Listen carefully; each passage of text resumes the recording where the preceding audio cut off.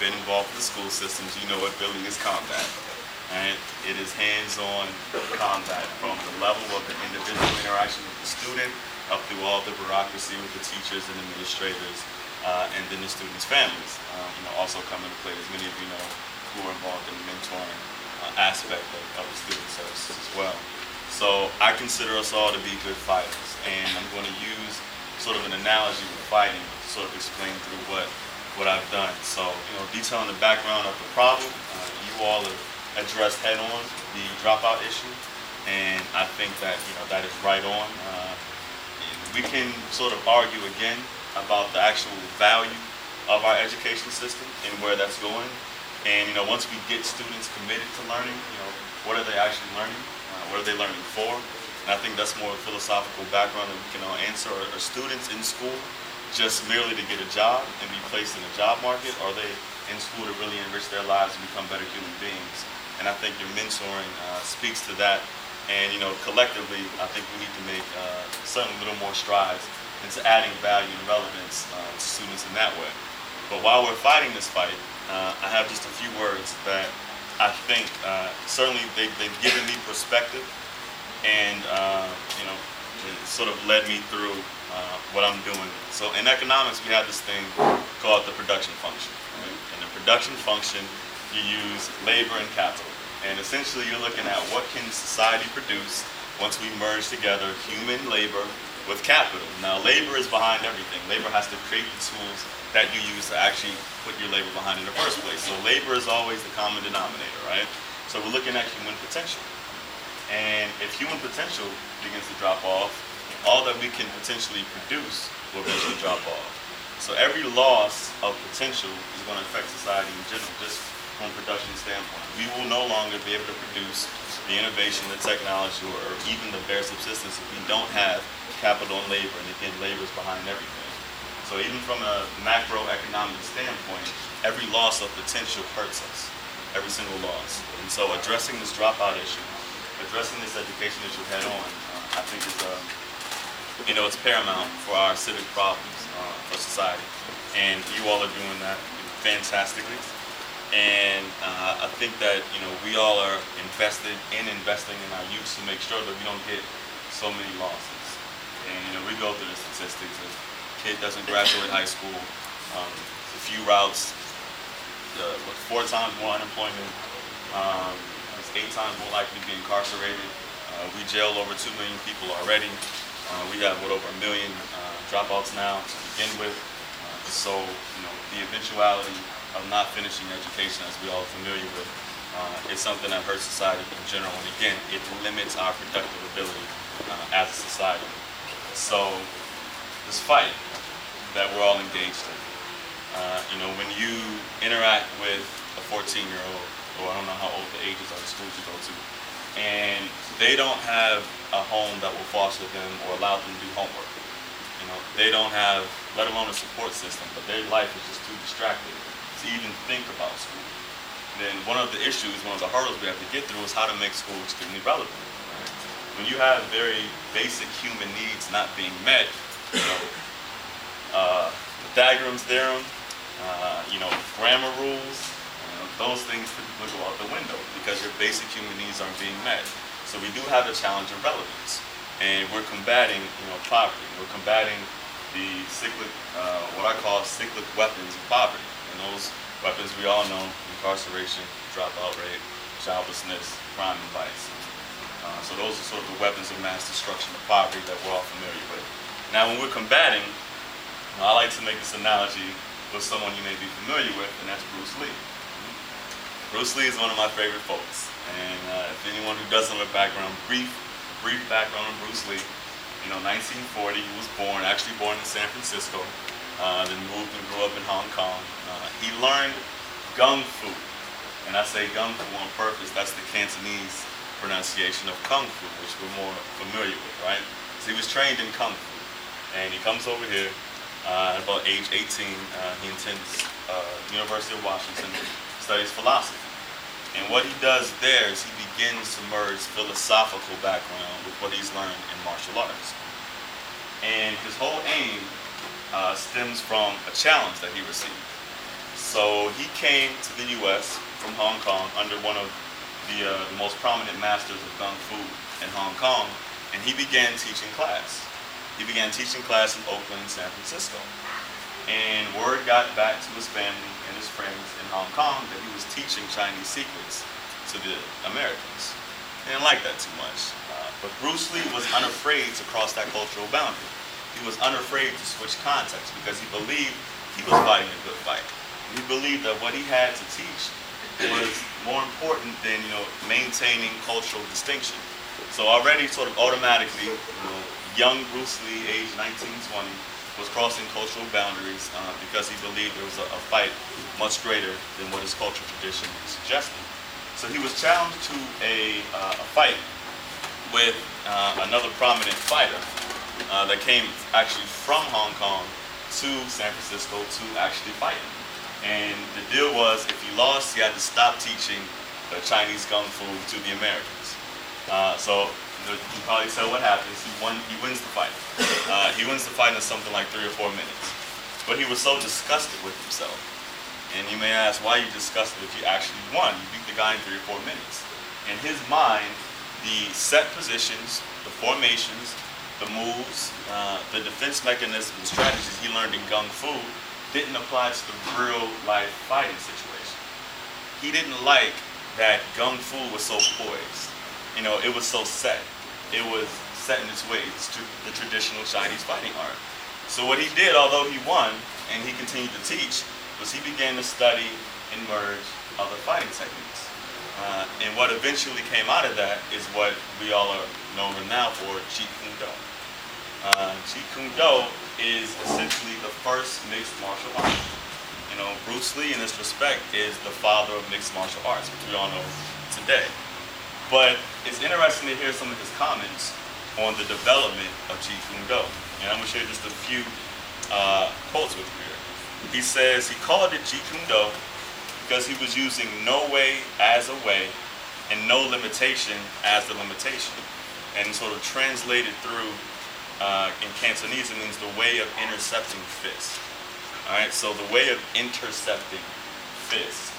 And you can already sort of symbolically see that he has a philosophy behind his martial arts where he's integrated different disciplines. Right? It's not just Kung Fu, he's integrated many different disciplines.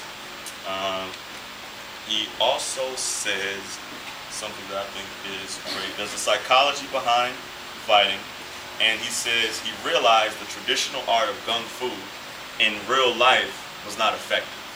And again, this stems from that fight he had, that challenge.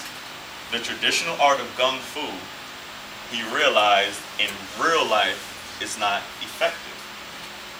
And I think there's sort of a few lessons to take away from just this analogy.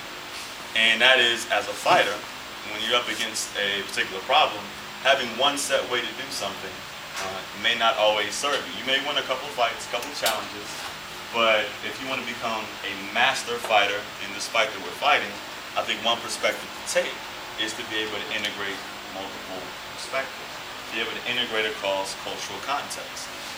And that's sort of the lesson I take away from Bruce Lee. And that's where sort of the work that Words Live comes from. That's where it stems from. There's another gentleman, you may be familiar with Sir Kenneth Robinson. He sort of attacks the issue of relevance head on. And Sir Kenneth Robinson says, we're training students in an industrial revolution age type of school system, but our economy is a very futuristic, creative economy already. So there's a mismatch already in relevance between what we're doing. And so if you sort of combine these two examples, you're looking at intercepting fists, we can look at intercepting disciplines. And what we've done with Words Live is I've tried to combine what students are actively engaged in, what they're actively listening to sort of highlight and illuminate what they're learning in school. This actually crosses that relevance gap. This is how, if a teacher is teaching, which we'll see in a second, students are reading Great Gatsby. And because of the prose and the poetry of F. Scott Fitzgerald, because of the story may be a bit foreign, it becomes a difficult text for many students to read. But if we can break down the literary systems that are at work in F. Scott Fitzgerald, if we can break that down to a level they understand, it becomes a very, very intriguing, interesting story. And we can do that if we take, and if we're brave enough, to sort of engage what the students are already listening to. And so what we do in this program is we use hip hop as that bridge, and we use that to make it relevant. So when you're reading through Scott Fitzgerald's Great Gatsby, and he has the beautiful poetry, which he does, and it's replete with extended simile, I can use hip hop examples to teach that device and then reread Great Gatsby. Now all of a sudden it's very, very digestible. And so that's what we've seen. And so this whole entire program is really just an exercise in creating more relevance. It's an exercise for using a familiar portal they're already engaged with to help them digest and learn what they're learning in school. So in a way, this is the Bruce Lee style of teaching. And I like to sort of make an analogy that, you know, we're mixed martial arts fighters in this fight to sort of reform education, to augment education. You know, we should be mixed martial arts fighters. We should be intercepting disciplines. We should be intercepting context. We should be intercepting ideas, just in the spirit of Jeet Kune Do. So just to show sort of some examples here. This is some slides that I use with the students. And again, the goal here is to heighten relevance and just to provide a better context for them to learn through. I take the particular perspective that, you know, if you take the literature that comes out of hip hop, you know, most of the dates in 1972 as the origin, so we have over 40 years to examine that it should constitute its own literary theory. Now this is a much larger fight. This is a much more philosophical fight that we're dealing with. But this is the argument that I advance, and the one key tenet is that there's replete unexamined genius in hip hop that we can utilize so that it becomes a relevant medium, not just, you know, sort of a cultural feel-good class experiment. This is just hip hop song form. It's just more advancing the argument about why it should be a literary composition in and of itself. We're looking at the size of the composition, the complexity of the composition. Here we're just looking at what an album breaks down into words. So you can see per album average how many words. And if you juxtapose that with traditional compositions, then you'll see it fits squarely with literary feats of the past. And then the big analogy that I make here is the language economy and the real economy. And again, economic student, love it, so it's the lens that I tend to use through. And if you're familiar with the language economy, then you know that just like in a real economy, we have these inputs, right? These factor inputs. I talked about labor and capital earlier. So you have these fixed factor inputs that you're attempting to produce a specific output from. And you know, a good analogy is I like to look at Apple technology, Steve Jobs. You know, once you sort of reformat the input ratio, you can do a bunch of things with a small amount of input that will actually create and continue to increase your output. And that's what economics is all about. It's what a real economy is about. So we measure our economy in GDP. What are we actually producing? Well, the language economy has a similar feature in that, you know, we're attempting to produce communication. We have these limitations, these scarce resources called words or pages or communication mediums. And our goal is to make sure that the sender or the receiver of our message understands very, very clearly what we're attempting to say. We don't want it to be a lot of botched communication. So we have these confines, these scarce resources in the language economy as well. So what happens then is that if you examine a language economy like the real economy, then when you're looking at technology function in the real economy, where we can change that input-output ratio, then you see language and literary devices function the same way in the language economy. So when poets create a device to describe a scene better, to examine an idea more thoroughly, they're creating a technology inside that language economy. And that's why poetry is so important, but that's more so why people who can communicate very well are so important to us. They create new ways for us to understand ideas, new ways for us to express ideas. So language device becomes a technology in the language economy. So that's why I've sort of centered this entire thing. It's a horrible slide right here. This is defining simile, and this again, we used that T.C. Williams a few weeks ago, looking at the Great Gatsby. So I wanted them to get sort of a deeper idea and understanding of the application of simile. It's very commonly used. We study it since we're knee high, but its application is a little bit more complicated than that. And one thing we got the students to really realize is, an analogy is essentially a deep simile. And you're bringing together two ideas based upon a similar characteristic. So that's where you get the connection with like or as. But what you're really doing is an analogy. And for any folks who know about IQ testing, IQ levels, pattern recognition, this is actually how we measure IQ, is your ability to link ideas. And so people who can create great analogies, people who create great similes, are people who are very intelligent who can link ideas across seemingly disparate places. So that's what the simile function does. And if we go through Gatsby's work, we just have a ton of similes in there. It's just a ton of extended similes. So we'll extract out different excerpts that highlight F. Scott Fitzgerald's use of those similes in the book. And again, this is when students are reading it, so it's like, okay, now I'm understanding the devices that are at play. Now digesting the text is a bit more interesting and a bit more easier. So we did, like I said, quite a few examples of where F. Scott Fitzgerald utilized this particular device. And then I come over here and I say, well, let's look at hip hop. And I give these guys pictures. It's my man Rakim, any real old school hip hop heads in here, one of the originators. And it's just kind of baseline, looking at some of his, some of the extended simile in his lines. This is one verse. And I usually will have, there we go. Usually I love to be interactive, so I actually like to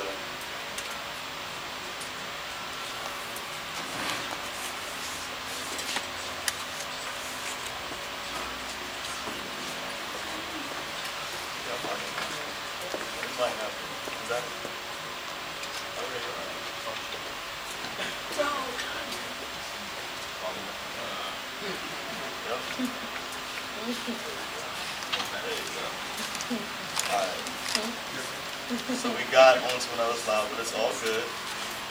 Again, I just go through example after example.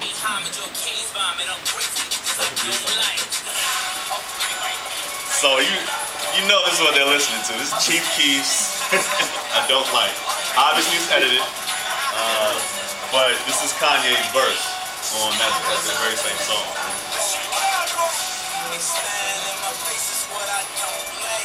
And so I use this. Obviously the kid, right, that's exactly what happened. The kids are like,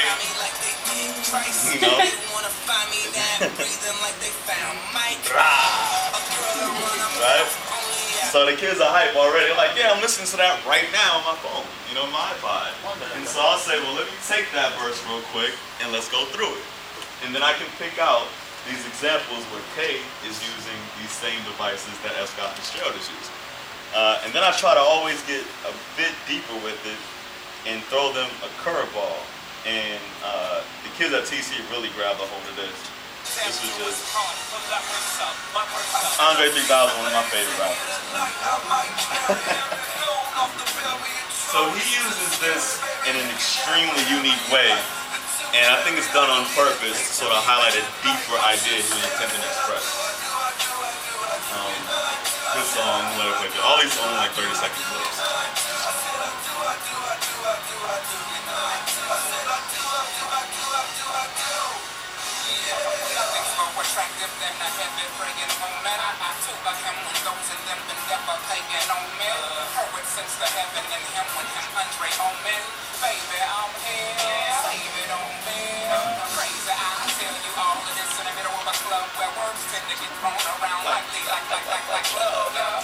So that's a very interesting emphasis on the use of like or as there.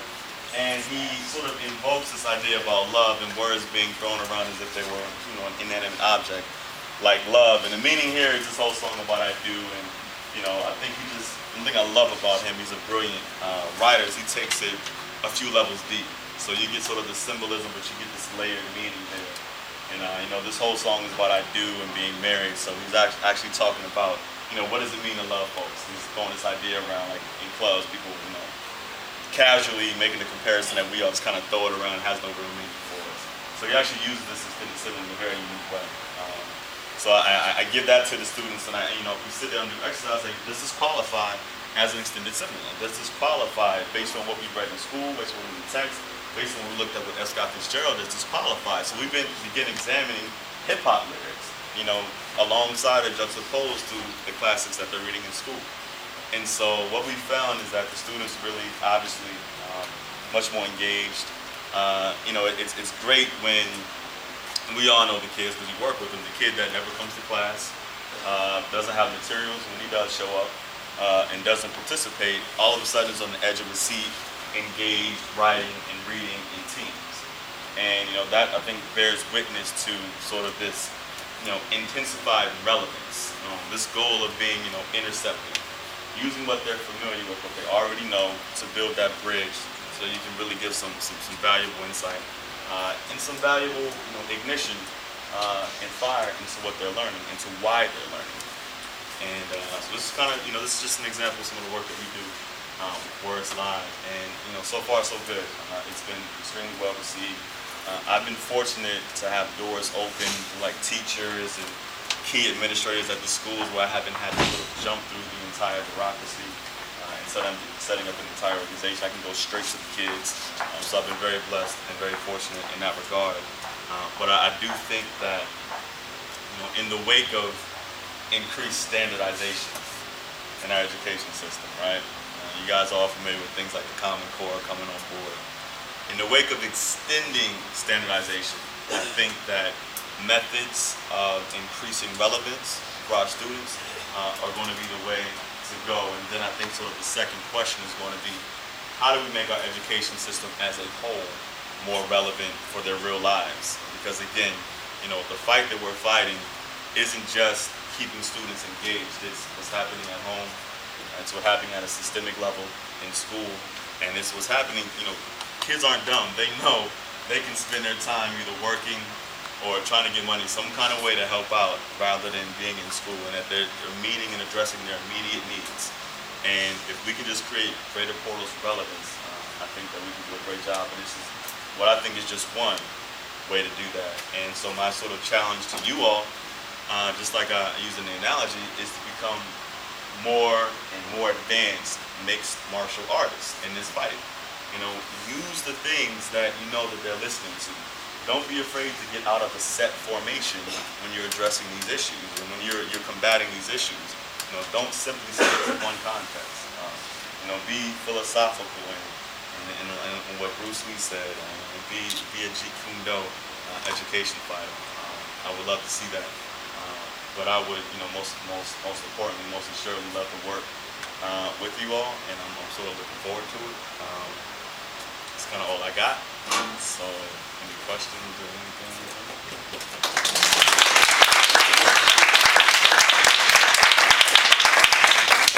Any questions or anything? This is worse than the students. Well, I'm around pretty informal, so, Do you ever help the students write their own lyrics? Definitely. So usually after every single session, we have a debrief. And where it gets a little funky is the teachers will select the students, and that part I don't really like. So the teachers will say, okay, we're going to move from the auditorium into a breakout classroom, but we're only going to take, Miss Feingold's 6th period class, we're going to take our poetry club. And so they begin to select and parse out the students. And that gets a little funky, because then students come up to me like, hey, I didn't get selected, but, can I get your email, or, can we rap later on? So that part sucks, because I would love for everyone who actually got engaged with the presentation to actually begin to produce themselves, because that is the point, is we want to increase their own production, but also their own retention with the reading and their own comprehension. So that part sucks. But yeah, so my thing is, I do try to do that every single time. Have you implemented this with other subjects besides English? This is where you come in, right? So this is where we started. I do think there is obviously a lot of room, a lot of latitude to go into different disciplines. I am toying with something that is extremely provocative on my end, and that is Star Wars and mathematics. And I think you guys are either actively engaged in or would love it. But again, it's that mixed martial arts approach, right? Like, let's take different art forms and different intercepts and create those relevant portals. My name's Joel, by the way. What's I'm going probably on? second or thank you for coming out, first of all. That kind of speaks to what my question was, and that is, I think this is great. First of all, using hip hop to relate to literary devices, but what are your? I was going to ask for your thoughts anyway on extending that relevance in the classroom to different situations in which, like, hip hop may not be the primary. In a school district, in a rural school district in Yep. Oklahoma or something, where there's struggling students, but that may not be their primary. Yep. And, I think obviously finding something that is relevant to whatever the subject is or whatever the area you're serving in is, and also, like, along that base, you said you're working on Star Wars and math. Like, as an organization, is there like some sort? Are you creating? Do you work to create these like updated lists of like? Is it up to the educator to find the songs or the movies or the shows or whatever it is that relate, or is there like? That's our work. But what I do try to do is, instead of sort of coming at like the teacher or the school with a forced curriculum, I love to use what they're reading right now. So I'll go to the teacher and say, what are the kids struggling with right now? And what are the largest percentage of students that are struggling with this? And then we create a customized program that addresses this. Like, this was actually customized for TC because they were going through the Great Gatsby. And it kind of coincided, like the movie was coming out, like next week, so it was kind of like a good timing. So we created that specifically for TC. We're doing Duke Ellington in 3 weeks. And they're reading Richard Wright and Shakespeare's Midsummer's Night. And we're customizing it for that. So it's adaptive. And again, I hate to keep hammering it, this is like the fighting technique. Like, instead of having sort of this set position, we want to be constantly adaptive so we can address these challenges head on. And I think your question is dead on. For a population of students who aren't actively engaged in hip hop, what other mediums can we produce?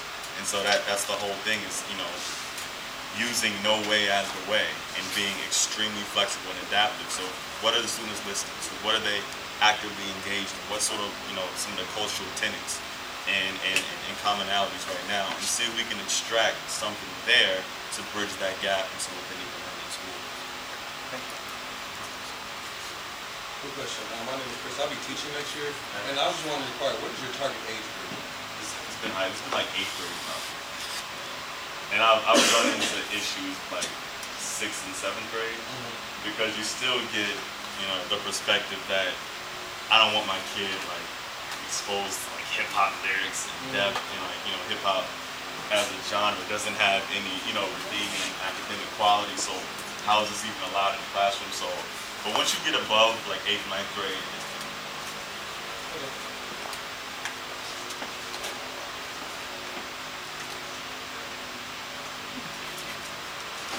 I'm around for rap. I know we're eating still, so. So everybody, let's give Sage one more